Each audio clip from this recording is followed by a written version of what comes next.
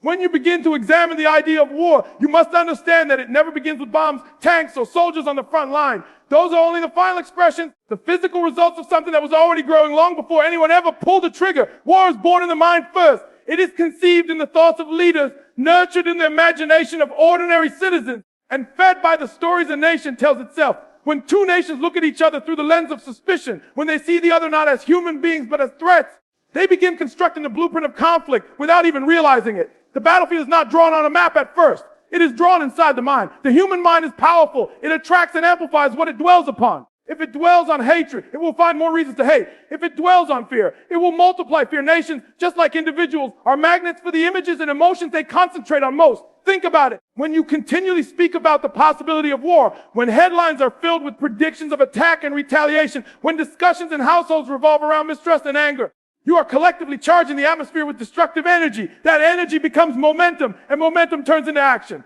Before a single missile is launched, there are countless thoughts, countless statements, countless images that gave it permission to manifest. This is why understanding the psychology of conflict is far more important than analyzing the weapons of conflict. Weapons only obey the command of thought. A gun never fires itself. A bomb does not detonate without human intention behind it. So if intention is corrupted by fear and ego, weapons simply serve as the obedient servants of those destructive paradigms. Now consider the relationship between India and Pakistan. For decades, both sides have lived with a deep memory of division. Those memories have been passed down from one generation to the next. Stories told about betrayal, aggression, or injustice. When a young child hears repeatedly that the neighbor across the border is dangerous, they grow up carrying that idea as truth. That child becomes a citizen. That citizen becomes a voter. That voter influences the leaders, and the leaders make decisions shaped by that consciousness. What began as a thought in one generation becomes a reality in the next. This is why war is not sudden. It is not an accident. It is the slow and steady growth of seeds planted long ago in the soil of the mind. What many people do not realize is that the human mind is not neutral. It is creative. When we visualize peace, when we imagine progress, we generate conditions for them to emerge. But when we obsess over conflict, replaying scenarios of attack and defense, we are in essence rehearsing the war before it ever takes place. You may call it preparation, but preparation guided by fear often becomes prophecy. Nations that spend more energy planning for war than they do planning for peace are nations that eventually walk into the war they rehearse. It is as though they have rehearsed the play so well that the final performance becomes inevitable. This is where awareness must enter. A nation must ask itself, what are we feeding our collective mind with? Are the headlines, the speeches, the school books, the conversations in living rooms fueling peace or fueling conflict? Because it is not only leaders who create wars. Leaders only rise from the energy of the people they govern. If the collective mind of a population is consumed with fear and anger, their leaders will reflect that. But if the people begin to shift their mindset, demanding cooperation instead of destruction, the leaders are forced to adjust their vision. This is the power of the mind multiplied across millions of individuals. It's also important to see that war offers a false sense of strength. Leaders who cannot control their thoughts seek control through violence. Nations that cannot master their own inner fears project them outward onto neighbors. They point the finger and say, they are the enemy, when in reality the enemy is the uncontrolled, undisciplined mind that keeps creating scenarios of conflict. If people understood that the mind is the source, not the battlefield, they would invest less in weapons and more in shaping thought. Schools would emphasize emotional intelligence. Media would amplify messages of unity instead of division. Conversations would be guided not by suspicion but by curiosity and respect. That shift in thought would transform the soil from which future events grow. And remember, this energy flows where attention goes. If India and Pakistan continually place their attention on the possibility of attack, if they continue to feed the narrative of hostility, they will continue to attract circumstances that support it. That is not mysticism. That is psychology. If you believe something strongly enough and invest your resources into preparing for it, you create conditions where it becomes likely to occur. Conversely, if the attention shifts toward building economic bridges, cultural exchange, and mutual growth, then the energy flows there instead, and peace becomes not just an abstract dream, but a tangible outcome. So, when you ask whether there will be another war, the real question is not about military strategies or political announcements. The real question is, what is being entertained in the collective mind right now? What images are being rehearsed? What conversations are dominating the national discourse? Because before any bullet is fired, it has already been fired countless times in the imagination. Before soldiers march, they have already marched in speeches, in films, in the silent fears of people lying awake at night. That is the birthplace of war, the human mind. When we look at nations and the conflicts that rise between them, we must understand a fundamental truth. Countries are not abstract entities. They are reflections of the collective state of mind of their people. A nation is nothing more than millions of individuals tied together by a common identity, language, culture, and belief system. The consciousness of those individuals creates the energy that the nation projects to the world. If the citizens are living in fear, anger, and division, the nation becomes a mirror of that unrest. And when that unrest festers without healing, it eventually takes the form of political instability, economic rivalry, and at its extreme war. The real battlefield is never just the land on which soldiers stand. It is the consciousness that drives them there. When we say that the battlefield lies within, we are pointing to the fact that the emotions, belief, and paradigms of individuals shape the destiny of entire nations. If you observe closely, you will notice that hostility between countries often parallels the hostility within their societies. A nation plagued with internal corruption, inequality, and prejudice is far more likely to look outward for an enemy to blame. It is easier to project anger on another nation than to confront the divisions inside one's own borders. This is why both India and Pakistan, carrying histories filled with tension, find themselves in a cycle of conflict. They are reflecting the unresolved struggles within themselves. Imagine for a moment a society where citizens grow up hearing stories of mistrust, where textbooks are filled with narratives that highlight only the betrayals of the other side, where the media amplifies voices that scream anger instead of voices that whisper peace. What happens to the minds of the people? They begin to live with suspicion in their blood. They carry that suspicion into adulthood, into their workplaces, into their politics. And when enough people share that suspicion, it becomes a national identity. That identity then drives foreign policy, military decisions, and public sentiment. It all begins inside. The thoughts, the stories, the beliefs that people carry within. But the reverse is also true. A nation that teaches its citizens to see beyond the borders, to focus on human connection, to value growth and prosperity over competition, creates an entirely different energy. That energy reflects in cooperation, in treaties, in bridges instead of walls. You see, what people often miss is that peace is not something signed in a treaty at a conference table. It is first imagined in the hearts of ordinary people. When the citizens are at peace internally, the nation has no appetite for war externally. The leaders who rise to power will be those who echo that collective desire for progress, not destruction. The conflict between India and Pakistan is a perfect example of how inner unrest translates into outer conflict. Both nations hold on to wounds of the past, and those wounds shape the way they see each other in the present. Instead of healing, both sides replay old narratives, strengthening the divide. The unresolved inner pain becomes the fuel for outer aggression. Leaders may give speeches, armies may prepare, but the source of that preparation is the unhealed memory of division, the insecurity of identity, and the fear of being dominated. These emotions are invisible, but they are the true battlefield. Think of how often people use language like they are the enemy or we must defend ourselves. That language does not simply describe reality, it creates it. Words are carriers of thought, and thought is energy. When a population uses words of separation and hostility, they program themselves for conflict. That program becomes their paradigm, and paradigms shape action. The tanks, the guns, the soldiers, all of them are merely the final tools of a paradigm that was already written in the collective mind long before the first weapon was built. The most overlooked truth is that nations cannot be at peace with others if they are not at peace with themselves. When individuals in a society struggle with inner conflict, lack of self-worth, or unresolved anger, those emotions collectively influence the national psyche. That national psyche then looks for conflict to justify its inner state. So the real war is not about borders, it is about identity, insecurity, and the refusal to heal from the past. Until those inner wounds are addressed, outer wars will continue to manifest no matter how many peace treaties are signed. If you examine the history of both India and Pakistan, you will notice cycles of escalation and then periods of calm. This rhythm reflects the fluctuation in their collective consciousness. When leaders and people focus more on economic growth, education, and development, the energy shifts to progress and cooperation. But when fear and nationalism dominate the discourse, the energy shifts back to hostility. This cycle proves that the battlefield is not determined by geography, but by the state of mind of the people. The responsibility then lies with the individuals within each country. Each person contributes to the collective energy, whether through conversations, through the way they treat others, through the belief they hold. When millions of people feed energy into fear, the nation radiates fear. When millions feed energy into peace and growth, the nation radiates cooperation. Every mind becomes a soldier in the unseen battle of consciousness, shaping whether the future is filled with destruction or progress. So, when people ask whether India will attack Pakistan again, or whether there will be another war, the question should be redirected. The more accurate question is, what is happening in the minds of the people right now? Are they healing or holding onto pain? Are they building or blaming? Are they uniting or dividing? Because the answer to that will predict the answer to war more accurately than any military analysis or intelligence report ever could. Fear has a way of multiplying itself. The more you focus on it, the larger it grows in your imagination, and eventually it begins to shape the very reality you experience. Nations are no different from individuals in this regard. When a country allows fear to dominate its thoughts, its policies, and its public discourse, it begins to create circumstances that validate that fear. Fear is the seed that, when watered, grows into suspicion, hostility, and eventually aggression. But vision is a different kind of seed.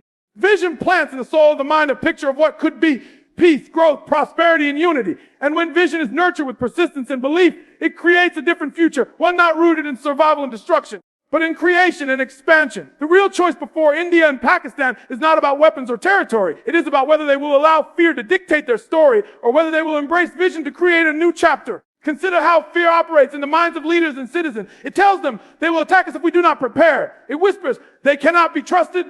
It shouts the only way to be safe is to strike first. This cycle of thought creates a constant readiness for conflict. Armies are expanded, resources are diverted from development to defense, and suspicion replaces dialogue. Fear convinces nations that security lies in building bigger weapons, when in truth, security lies in building stronger trust and deeper cooperation. And because fear cannot be satisfied, no amount of preparation ever feels enough. It only demands more, leaving nations locked in an arms race that drains their people of opportunities for growth. Vision, however, speaks differently. Vision looks at the same border and sees not a line of division, but a potential bridge.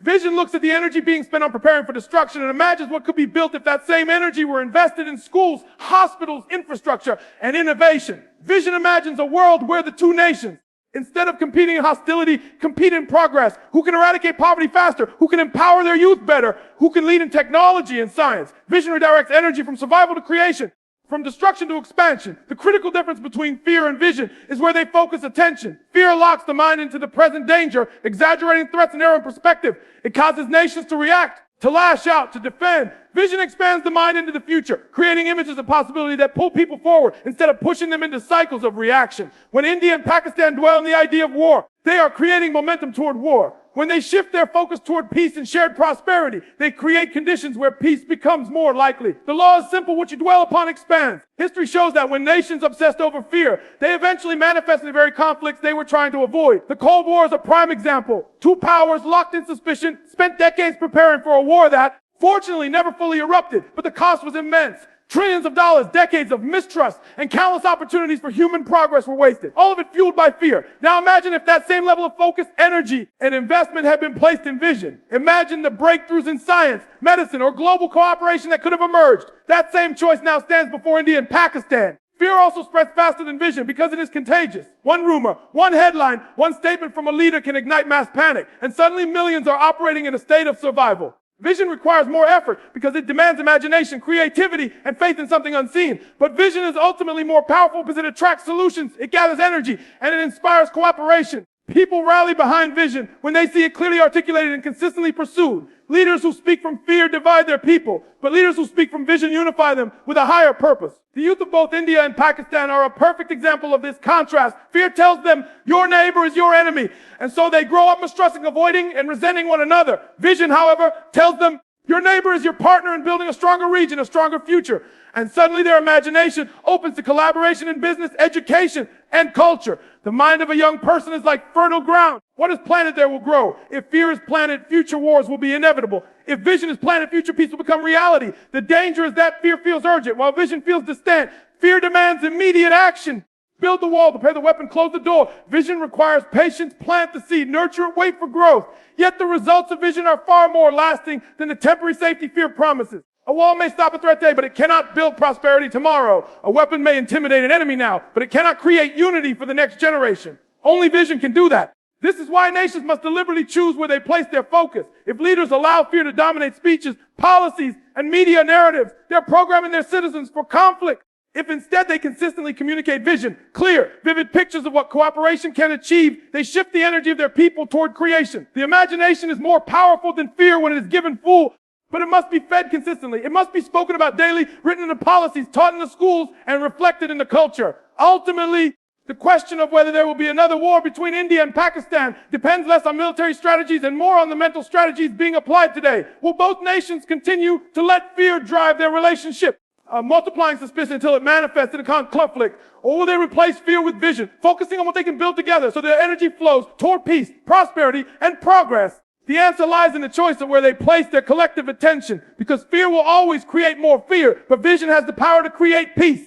When you study the relationship between India and Pakistan, one truth becomes clear: both nations are still paying the price of beliefs that were planted long before the present generation was even born. History has a way of leaving imprints on the collective mind, and those imprints, if not questioned, become the foundation upon which future decisions are made. Decades of inherited narratives, stories of betrayal, loss, and division continue to shape the way both sides perceive each other. These old beliefs operate like a script running in the background, silently dictating how citizens think, how leaders act, and how policies are formed. Unless that script is rewritten, the future becomes nothing more than a repetition of the past. When two nations are born out of a painful partition, they carry wounds that are not just physical, but deeply emotional and psychological. Those wounds turn into beliefs, and beliefs harden into paradigms. A paradigm is a mental program that controls behavior, often without people realizing it. In this case, the paradigm of mistrust, suspicion, and rivalry has been passed down from one generation to the next. A child grows up hearing their elders speak of the injustices committed by the other side. That child internalizes the narrative, accepts it as truth, and then passes it down again when they grow older. In this way, even those who never lived through the original trauma of partition still carry its weight in their consciousness.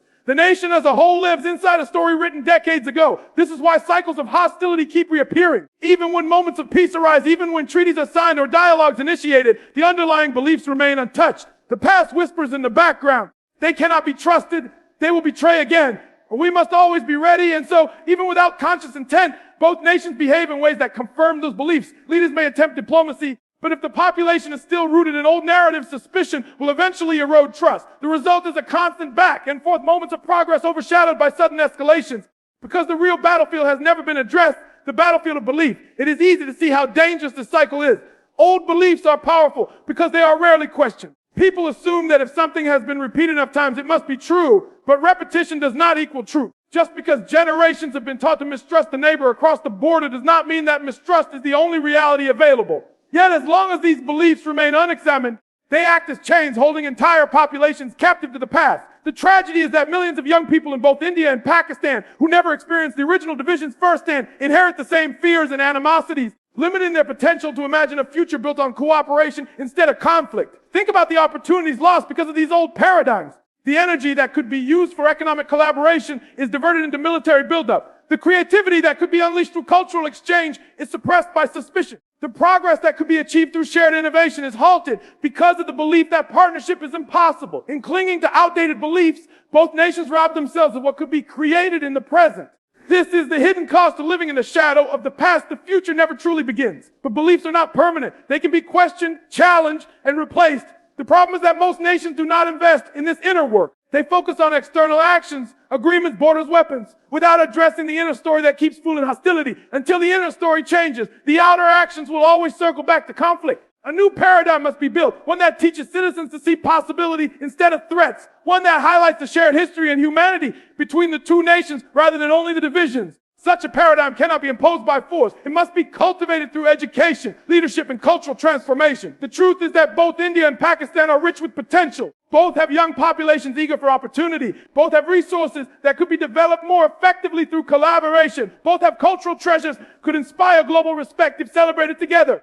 But the weight of old belief keeps them locked in a zero. Some game where one side's progress is seen as the other side's loss. This scarcity mindset is a direct product of outdated narrative. It blinds both nations to the reality that cooperation could create abundance for both, while rivalry ensures that resources are wasted and opportunities missed. Every time a new generation is raised with the same fear and anger, the cycle is renewed. But imagine what could happen if a new generation were raised with different beliefs, beliefs that focused on shared humanity, common goals, and the possibility of mutual growth. The energy of two entire nations would shift. Leaders would rise who reflect that new mindset. Policies would be designed not out of fear, but out of vision. The story of the subcontinent could be written into one of unity instead of division. That is the power of belief. It is invisible, yet it shapes everything. The real question then is not whether India will attack Pakistan again or whether another war is coming. The real question is whether both nations will continue to pay the price of old beliefs or whether they will finally have the courage to question them. Because as long as the past remains unchallenged, the future will always look like the past. It is not weapons that keep the cycle alive, but the mental and emotional programs inherited from generations gone by. To break free, a new consciousness must be born, one that dares to imagine a story beyond rivalry, beyond suspicion, beyond the prison of inherited fear. True power has never rested in the number of weapons a nation possesses, nor in the size of its armies or the sophistication of its technology. History has shown repeatedly that empires with vast military strength have fallen, not because they lacked force, because they lacked awareness, wisdom, and vision. Real strength lies in the ability to elevate people, to expand consciousness, to invest in growth rather than destruction. A nation that measures its power by weapons is operating at the lowest level of existence, reacting fear and trying to control through intimidation. A nation that measures its power by the awareness of its people, by their capacity to think, create, innovate, and uplift, operates at a higher level of mastery. Awareness is the true weapon because it shapes the mind that decides whether to build or to destroy. Weapons can only protect, they cannot progress. A missile can defend borders, but cannot educate a child. A tank can threaten an enemy, but cannot create jobs for the unemployed. A fighter jet can intimidate, but cannot heal the divisions in society. This is why nations that focus solely on military might eventually collapse under the weight of their own limitations. Their people remain poor, their youth remain frustrated, and their societies remain stagnant. Meanwhile, nations that pour resources into education, science, culture, and innovation build power that lasts for generations. Their influence spreads not because of fear, but because of admiration and respect. The world listens to them not because it is afraid of their armies, but because it is inspired by their ideas. When you examine the state of India and Pakistan, you can see clearly where the true strength lies. Both countries have spent decades channeling vast amounts of money into building weapons, expanding armies, and preparing for conflict. Yet both still struggle with poverty, unemployment, corruption, and lack of access to basic necessities for millions of their citizens. This is the cost of misunderstanding power. Instead of building the awareness of their people, they have built stockpiles of weapons. Instead of elevating the consciousness of their youth, they have invested in fear. And the result is that neither nation has achieved its true potential on the global stage. They are seen more for their conflicts than for their contributions. Awareness is not just about education in the conventional sense. It is about teaching people how to think, how to see beyond the limits of fear, how to question inherited beliefs, and how to imagine possibilities that others cannot see. A society filled with aware individuals becomes unstoppable because it no longer reacts blindly to fear and propaganda. It sees through manipulation. It resists being controlled by hostility, and it demands progress instead of war. Imagine if both India and Pakistan shifted their focus toward creating such awareness. Imagine millions of young minds trained not just in technical skills, but in emotional intelligence, in creative thinking, in problem solving, in building bridges instead of walls. That kind of nation would not need to prove its strength with weapons, because its people would already embody power through their achievements. Weapons, no matter how advanced, can be matched by another nation. For every missile built, I'm not opposing missiles built in response. For every tank manufactured, another tank is created to balance it. The race is endless and ultimately meaningless because it produces no growth. But awareness cannot be matched in the same way. A truly aware population creates innovations that cannot be copied easily, builds cultural strength that cannot be erased, and develops resilience that no weapon can destroy. A single idea born from an aware mind has more power to shape the world than an entire army. Ideas outlive wars. Awareness outlasts weapons. It is also important to realize that the most dangerous nations are not the ones with the largest militaries, but the ones with the smallest minds. A country full of citizens who cannot think for themselves, who are easily manipulated by fear and propaganda, becomes a tool for destruction. They will support wars without questioning. They will cheer aggression without reflection. And they will perpetuate cycles of hostility without realizing the cost. In contrast, a nation aware of citizens is much harder to drag into unnecessary conflict. They question motives. They demand accountability. They resist being driven by anger. And they insist on pursuing solutions that serve long-term growth. This is why awareness is the greatest protection a nation can have. If India and Pakistan truly wish to show their strength to the world, they must understand that their greatest potential lies in who can build bigger weapons, but in who can awaken the greater awareness. The nation that invests more in the minds of its people will lead the future, while the one that invests only in weapons will remain trapped in the cycles of the past.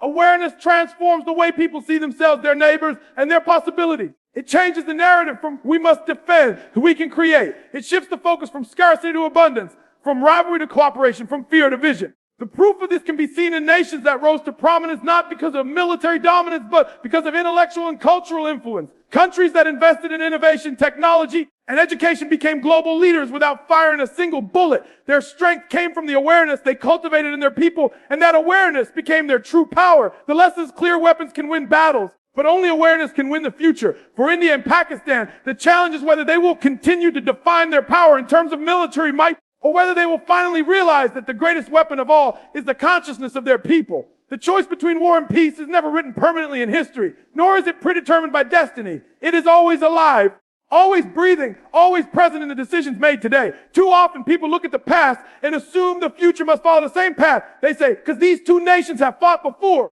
they will fight again. But the past does not dictate the future unless the present moment allows it to. Every conflict, every act of aggression, every escalation could have been prevented if a different choice had been made in the present. The present moment is where nations decide who they are becoming, and that decision is renewed daily. When people talk about war between India and Pakistan, they often speak as if it is inevitable, as though it has already been decided. But inevitability is an illusion. What exists are conditions, and conditions are shaped by choices. Leaders make speeches, policies are created, citizens form beliefs, and those small decisions add up to a larger direction. Each moment of dialogue, each decision to escalate or to compromise, each narrative repeated in schools and media is a choice. Collectively, those choices write the future. To believe that war is unavoidable is to surrender the power of choice. The truth is, war or peace is always being negotiated right now in the way nations think, speak, and act. History provides countless examples of nations locked in bitter hostility that chose a new path. Enemies have become allies, rivals have become partners, regions once torn by bloodshed have become models of cooperation. How did that transformation happen? It was not because history changed by itself.